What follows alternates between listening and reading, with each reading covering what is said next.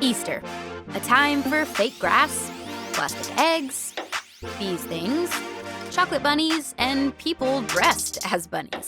And then there are the weird parts of Easter, like fake grass, plastic eggs, these things, chocolate bunnies, and people dressed as bunnies, which is interesting. But what does all this stuff have to do with Easter? And if this holiday is about more than candy and wearing uncomfortable clothes to church and lunch with your relatives, what makes Easter happy?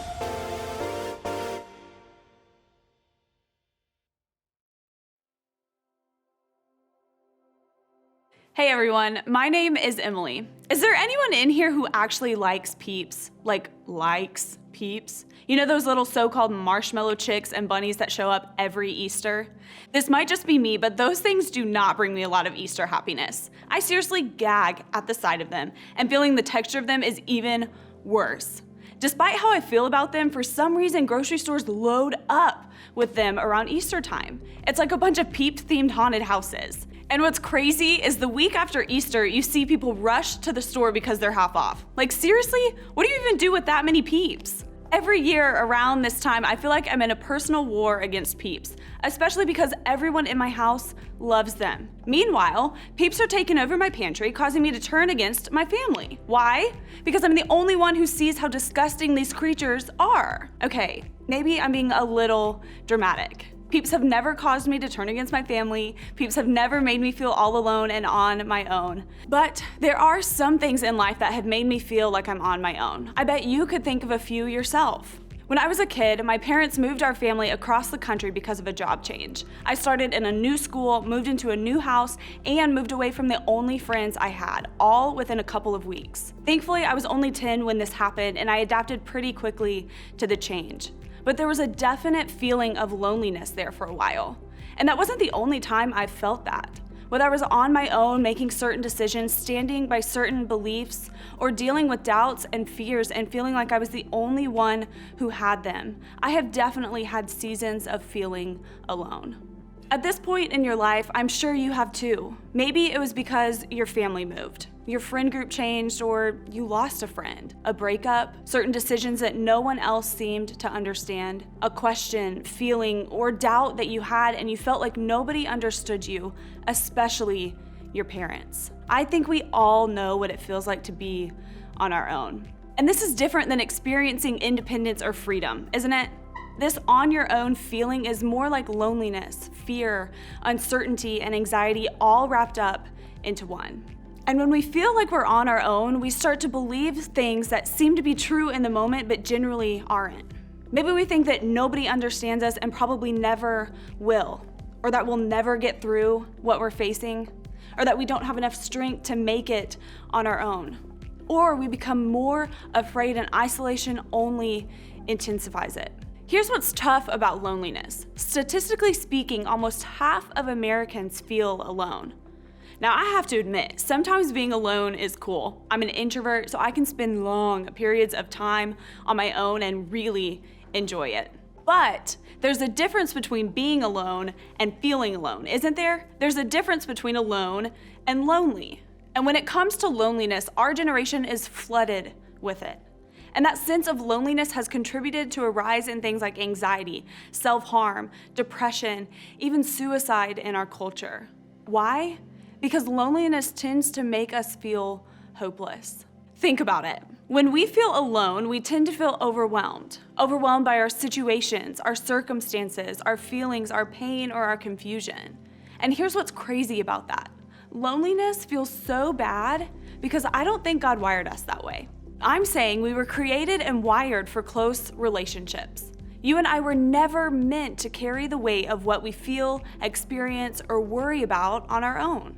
And so it makes sense that when we don't have that, when we don't have what we were created for, things don't feel right to us. But what should we do about it? Sure, showing up for friends is important. Joining a small group is important. But there are times when being alone and even feeling alone is just an unavoidable part of life. So how do we handle it? Well, believe it or not, what happened the very first Easter and in the days following can be a game changer for us when it comes to this seemingly overwhelming problem. The very first Easter, Jesus' closest friends felt overwhelmed in a similar way. For years, they had been traveling together, doing life together, hanging out every day with Jesus. Suddenly, they were completely on their own. At least that's what they thought for a couple days between Jesus' death and resurrection. While we don't spend a lot of time at Easter thinking about the time between Jesus' crucifixion and resurrection, I can guarantee you that his closest friends, disciples, and followers never forgot how difficult those days felt.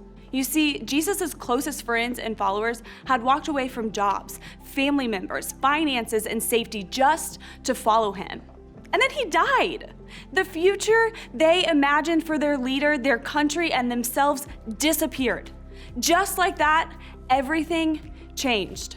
So what did they do? Some stuck together, but many of them ran for their lives or hid from the people who killed Jesus.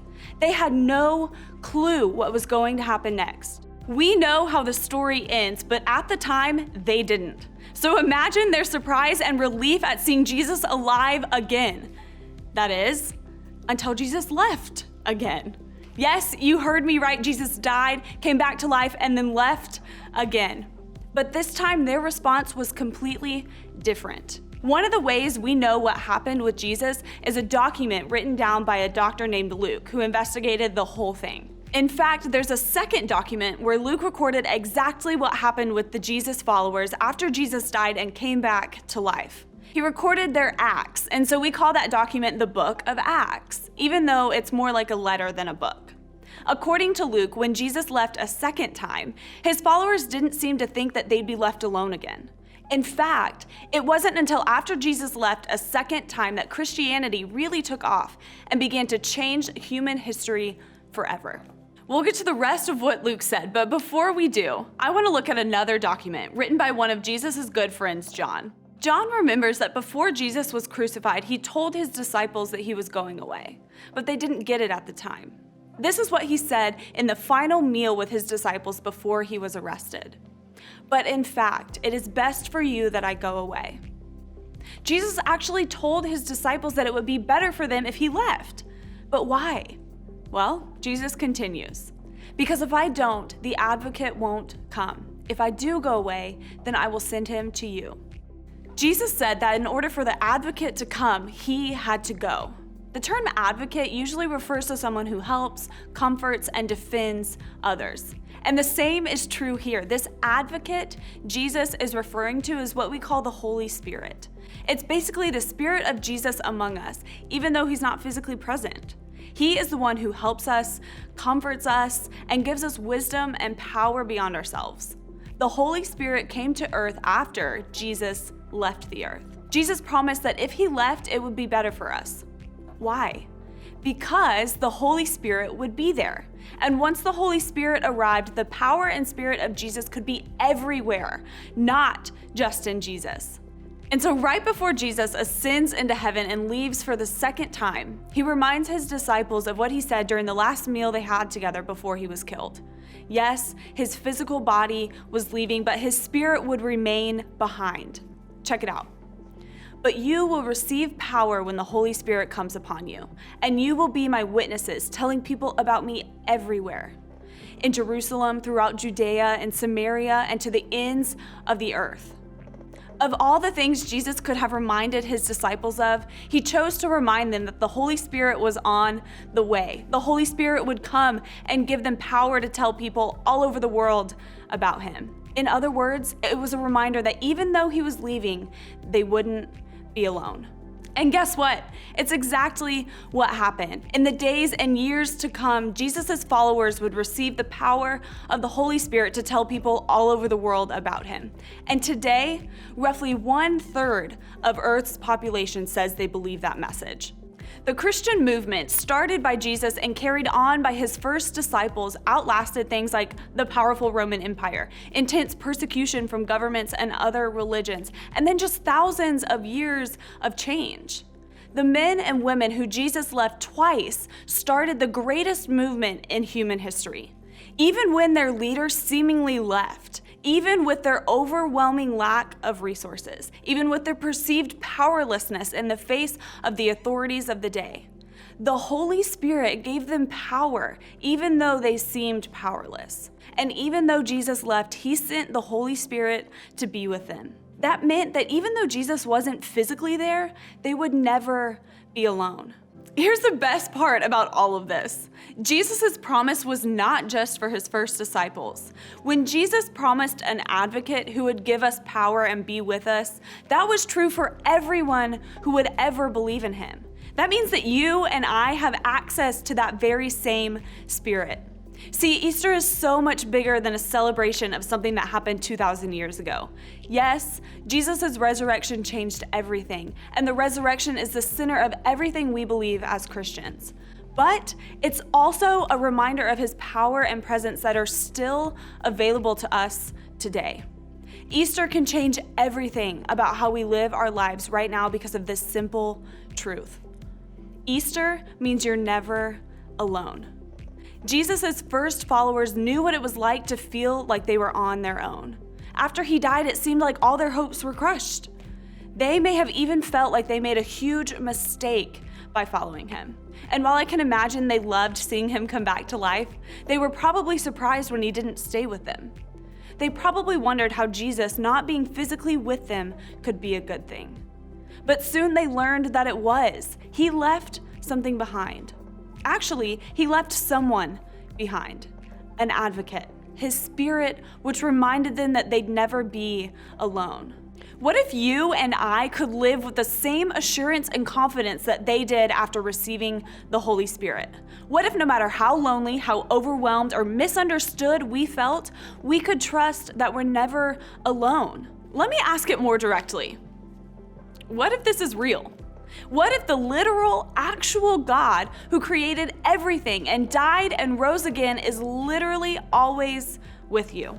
What if the Holy Spirit, the Spirit of Jesus, is very real, very here, and wants to help you with whatever you're facing today? See, simply trusting that the Holy Spirit is with us can change everything for us. In fact, even though we can't see him and may not always feel like he's there, knowing he is with us in the moments we feel on our own means that we can be confident about a couple of things. First, you can talk to him anytime, any place, for any reason. When you feel alone, what if you chose to talk to God about what you're going through? In the New Testament, we learn that the Holy Spirit helps us talk to God when we don't know what to say.